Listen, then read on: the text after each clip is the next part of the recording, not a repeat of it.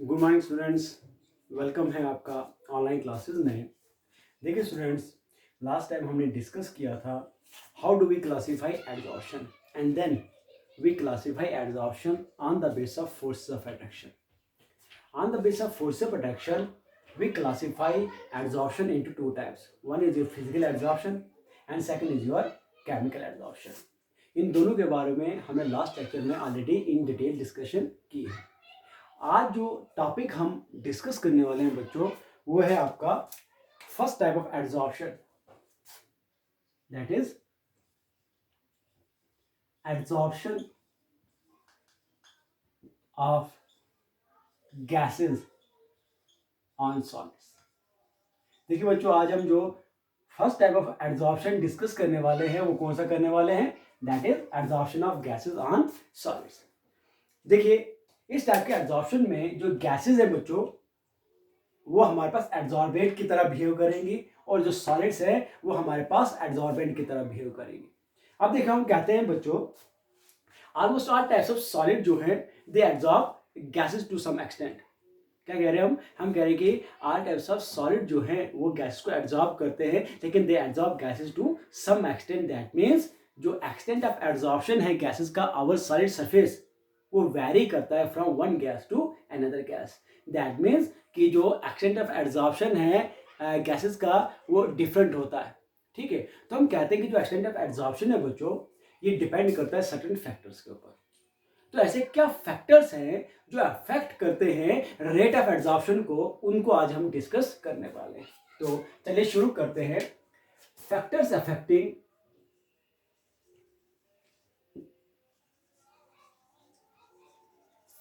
Affecting rate of absorption. तो ऐसे क्या फैक्टर्स हैं जो रेट ऑफ एब्जॉर्प्शन को बच्चों अफेक्ट करते हैं। तो जो पहला फैक्टर हम डिस्कस करने वाले हैं वो है हमारे पास बच्चों नेचर ऑफ गैस, और we can say that adsorbate. अब देखिए, हम बात कर रहे हैं किस टाइप के एब्जॉर्प्शन की, absorption of gas on solid. तो हमें मालूम है कि यहाँ पर हम गैस की एब्जॉर्प्शन करवा रहे हैं किसके ऊपर, सॉलिड सरफेस के ऊपर। तो हम कहते हैं कि जो रेट ऑफ एब्जॉर्प्शन है वो डिपेंड करता है किसके ऊपर, नेचर ऑफ गैस के ऊपर, कि हमारे पास जो गैस है जिसको हम एज एड्सॉर्बेट की तरह ले रहे हैं उसका नेचर कैसा है। हम कहते हैं बच्चों, हर वो गैस, ऑल दोज गैसेस जिनका क्रिटिकल टेम्परेचर बच्चों, क्रिटिकल टेम्परेचर जो है वो हाई होता है। ठीक है, हम क्या कह रहे हैं, ऑल दोज गैसेस जिनका क्रिटिकल टेम्परेचर बच्चों हमारे पास क्या होता है, हाई होता है। ऐसी हर प्रकार की जो गैस होती है उसको हम बहुत इजीली लिक्विफाइड कर सकते हैं। उसको हम क्या कर सकते हैं, इजीली लिक्विफाइड कर सकते हैं। दैट मीन्स हर वो गैस जिसका क्रिटिकल टेम्परेचर हाई होगा, तो ऐसी हर गैस को लिक्विफाई करना यानी उसको लिक्विड में कन्वर्ट करना ज्यादा आसान होता है। और हम कहते हैं ऑल दोज गैसेस जो इजीली लिक्विफाइड होती हैं, तो उनका जो रेट ऑफ एब्जॉर्प्शन होता है बच्चों, वो भी क्या होता है, rate of absorption is going to be high. तो हम क्या कह रहे हैं, वो सिंपल से हम इसको एक्सप्लेन कर रहे हैं। हम कह रहे हैं कि हर वो गैस जिसका क्रिटिकल टेम्परेचर क्या है, हाई है। ठीक है, जिन गैसेस का क्रिटिकल टेम्परेचर हाई होता है उन गैसेस को इजीली लिक्विफाइड किया जा सकता है। और हर वो गैस जो इजीली लिक्विफाइड होती है उसका जो रेट ऑफ एब्जॉर्प्शन है बच्चों, वो क्या होता है, they are going to be high. तो बात समझाई, यहां पर हम कह रहे हैं कि ऐसी हर टाइप की गैसेस जिनका क्रिटिकल टेम्परेचर क्या है बच्चों, हाई है। तो क्रिटिकल टेम्परेचर क्या होता है, it is the minimum temperature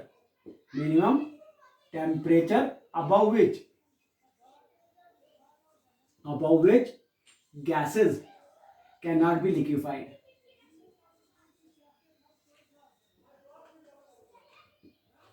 हम क्या कह रहे हैं, हम कह रहे हैं क्रिटिकल टेम्परेचर हमारे पास वो टेम्परेचर, मिनिमम टेम्परेचर होता है बच्चों जिसके अबव, हम उस टेम्परेचर से अबव जो है गैसेस को लिक्विफाइड नहीं कर सकते। तो हम कहते हैं कि ऐसी हर गैसेस जिनका क्रिटिकल टेम्परेचर हाई होगा, तो उनको लिक्विफाइड करना इजी हो जाता है। तो जिनका क्रिटिकल टेम्परेचर पहले ही बहुत मिनिमम होता है उनको लिक्विफाइड इजीली नहीं किया जा सकता है। तो ऐसी हर गैस जिसका क्रिटिकल टेम्परेचर हाई होगा और वो क्या होगी, इजीली लिक्विफाइड होगी, तो ऐसी हर गैस का रेट ऑफ एब्जॉर्प्शन क्या होगा बच्चों, हाई होगा। अब देखिए हम एग्जांपल लेते हैं बच्चों यहाँ पर।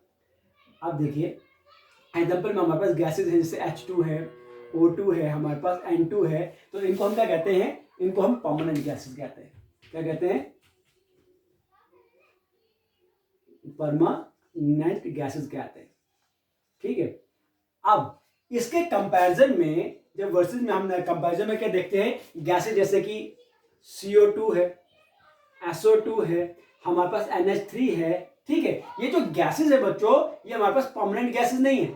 ठीक है, परमानेंट गैसेज क्या है, ये वाली हैं। तो हम कहते हैं कि ये जो गैसेज जिन्हें हम परमानेंट गैसेज कहते हैं इनका जो क्रिटिकल टेम्परेचर होता है बच्चों, क्रिटिकल टेम्परेचर इनका लो होता है। क्या होता है, लो होता है। लेकिन गैसेज लाइक दीज इनका जो क्रिटिकल टेम्परेचर होता है बच्चों वो हाई होता है, जिसकी वजह से हम देखते हैं कि ये गैसेज जो हमारे पास परमानेंट गैसेज हैं इनके जो क्रिटिकल टेम्परेचर कम है, जिसकी वजह से ये इजीली लिक्विफाइड नहीं होते। तो that means absorption of such gases is going to be less as compared to the absorption of these gases जिनका क्रिटिकल टेम्परेचर हाई है। That means critical temperature high है तो इनका रेट ऑफ एब्जॉर्प्शन भी क्या होगा, वो भी हमारे पास हाई होगा।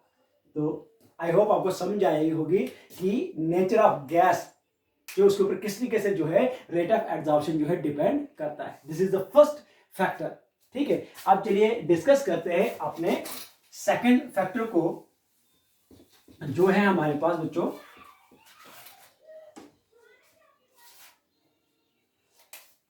Nature of adsorbent.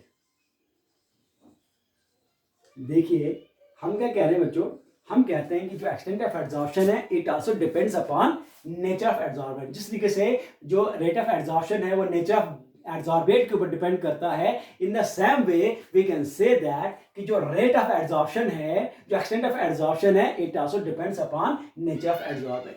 देखिए बच्चों हमारे पास जो सब्सटेंसेस होते हैं, किस टाइप के सब्सटेंसेस, हम कहते हैं activated substances and finely divided substances।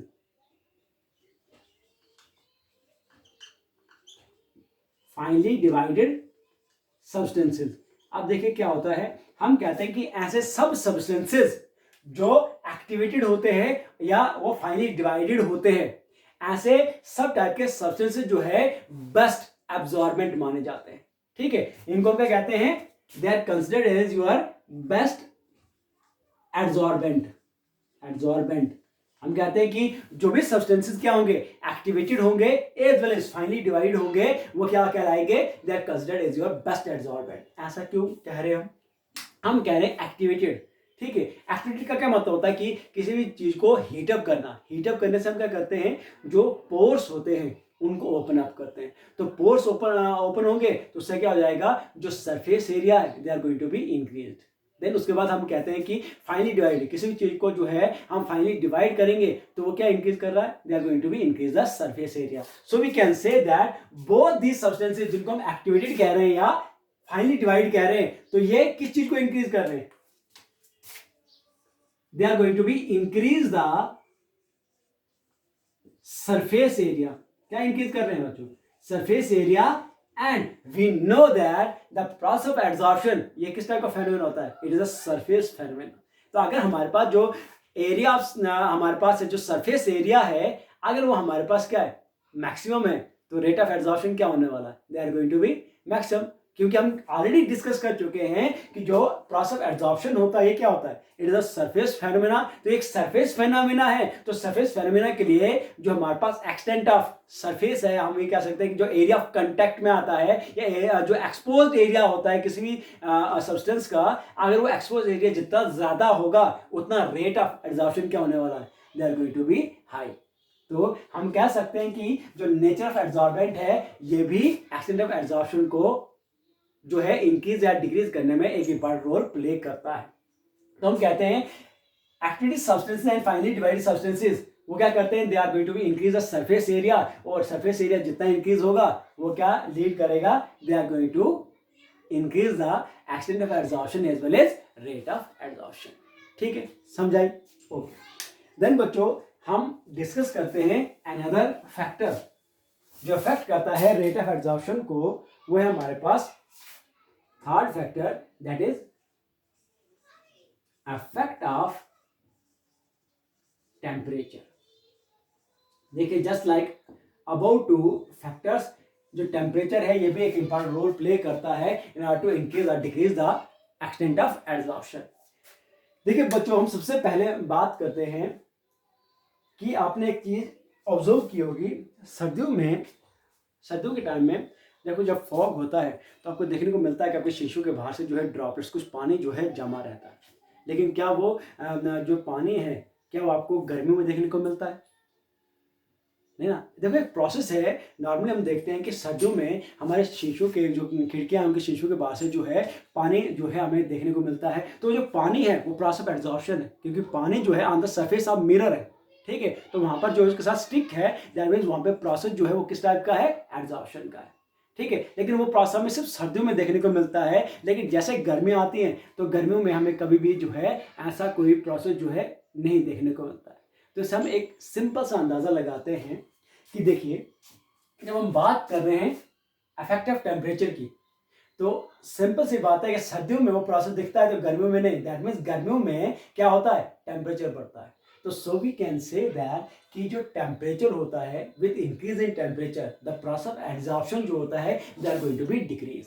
एक सिंपल सा जो है हम फेनोमेना कहते हैं कि टेम्परेचर जितना ज़्यादा इंक्रीज होगा तो वो क्या करेगा, रेट ऑफ एब्जॉर्प्शन को डिक्रीज करेगा। ऐसा क्यों होता है? हम कहते हैं बच्चों जो प्रोसेस ऑफ एब्जॉर्प्शन होता है, हमारे पास जो एब्जॉर्प्शन प्रोसेस है ये बच्चों एक एक्सोथर्मिक प्रोसेस है। क्या है? एक्सोथर्मिक प्रोसेस है। दैट मीन्स कि during the process of absorption जो हीट होती है वो इवॉल्व होती है। तो हम कहते हैं कि अकॉर्डिंग टू ली चैटले प्रिंसिपल अगर हम टेम्परेचर जो है इंक्रीज करेंगे किसमें, एब्जॉर्प्शन के प्रोसेस में, तो यह करेगा हमें रिवर्स दे देगा किसका, दैट मीन्स एब्जॉर्प्शन का रिवर्स होना शुरू हो जाएगा। That means with increase in temperature जो रेट ऑफ एब्जॉर्प्शन है they are going to be decrease. तो हमारे पास क्या प्रोसेस होना शुरू हो जाएगा, डिजॉर्प्शन होना शुरू हो जाएगा। अगर हम क्या करेंगे, if we increase the temperature, अगर हम इंक्रीज करते हैं किसको, टेम्परेचर को इंक्रीज करते हैं, तो ये क्या करेगा, ये हमारे पास डिजॉर्प्शन जो है प्रोसेस शुरू कर देगा। That means reverse of absorption होना शुरू हो जाएगा। दैट मीन्स हम कह रहे हैं कि किसी भी एब्जॉर्प्शन प्रोसेस में अगर हम टेम्परेचर को इंक्रीज करते हैं तो वो क्या करता है, उसका रिवर्स कर देता है। That means rate of absorption को डिक्रीज करता है, दैट मीन्स डिजॉर्प्शन होना शुरू हो जाता है। क्योंकि according to Le Chatelier principle जो एब्जॉर्प्शन प्रोसेस होता है वो सपोर्ट होता है at low temperature, not at high temperature. तो ऐसा क्यों होता है? देखिए बच्चों हमने कहा था कि जो गैसेस आसानी से लिक्विफाइड हो जाती हैं तो उनका जो है रेट ऑफ एब्जॉर्प्शन हाई होता है। ठीक है, अब देखिए गैसेस कब लिक्विफाइड होंगे, जब वो सरफेस एरिया के नजदीक आएंगे। ठीक है, लेकिन हम क्या कह रहे हैं कि जैसे हम टेम्परेचर बढ़ाते हैं, ठीक है, तो उसमें क्या होता है कि वो टेम्परेचर के इंक्रीज करने से जो काइनेटिक एनर्जी है मॉलिक्यूल्स की वो इंक्रीज हो जाती है। तो काइनेटिक एनर्जी इंक्रीज होगी तो मॉलिक्यूल्स को सरफेस के नजदीक आने देगा ही नहीं, तो क्योंकि सरफेस के नजदीक आएंगे नहीं तो इंटरेक्शन डेवलप होगी नहीं।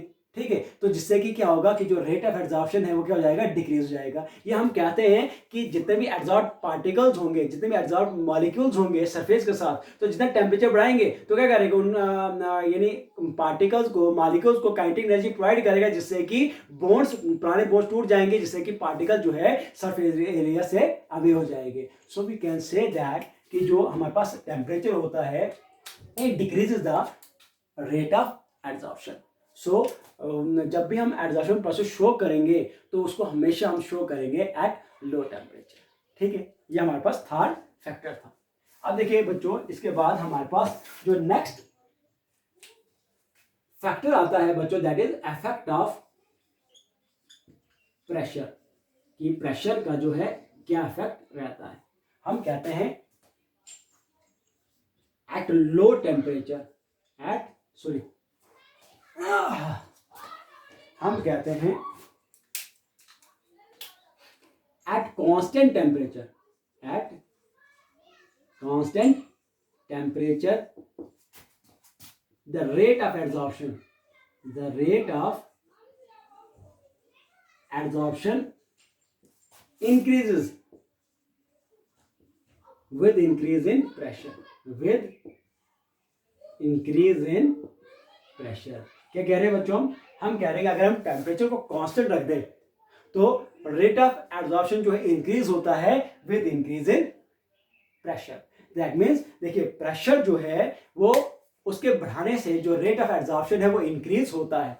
हम कहते हैं कि देखिए अगर हम प्रेशर अप्लाई करते हैं किसी भी गैस के ऊपर तो उससे क्या होता है, जो गैसेस मॉलिक्यूल्स हैं वो एक दूसरे के नज़दीक आ जाते हैं। नज़दीक आएंगे तो उनके बीच में इंट्रैक्शन डेवलप होंगी और इंट्रैक्शन डेवलप होगी तो फोर्स ऑफ अट्रैक्शन डेवलप होंगे तो उनको इजीली लिक्विफाइड करना जो है, मतलब उनको लिक्विफाइड करना जो है इजी हो जाता है। तो हम कहते हैं कि जैसे हम प्रेशर को अप्लाई करते हैं उससे मॉलिक्यूल तो गैसेस के नज़दीक आते हैं, साथ में वो गैसेस मॉलिक्यूल जो है सरफेस एरिया के नज़दीक भी आते हैं जिससे कि उनके बीच में भी फोर्स ऑफ अट्रैक्शन डेवलप होते हैं जिससे कि जो बॉन्ड है उनके बीच में बहुत आसानी से बन जाता है। So we can say that कि with increase in pressure we can increase the rate of absorption. तो हम कहते हैं कि एट कांस्टेंट टेम्परेचर अगर रेट ऑफ एब्जॉर्प्शन को बढ़ाना है तो उसके लिए हम क्या करेंगे, प्रेशर को इंक्रीज कर सकते हैं, क्योंकि प्रेशर जो है उसके इंक्रीज करने से जो रेट ऑफ एब्जॉर्प्शन है वो भी इंक्रीज होता है। तो दीज आर सम फैक्टर्स जिनके ऊपर डिपेंड करता है कि रेट ऑफ एब्जॉर्प्शन जो है क्या होने वाला है। ठीक है, ये हमारे पास फैक्टर्स है जिनके ऊपर absorption of gases and solid जो है डिपेंड करती है। आई होप आपको इनकी समझ आई होगी। ठीक है, ओके।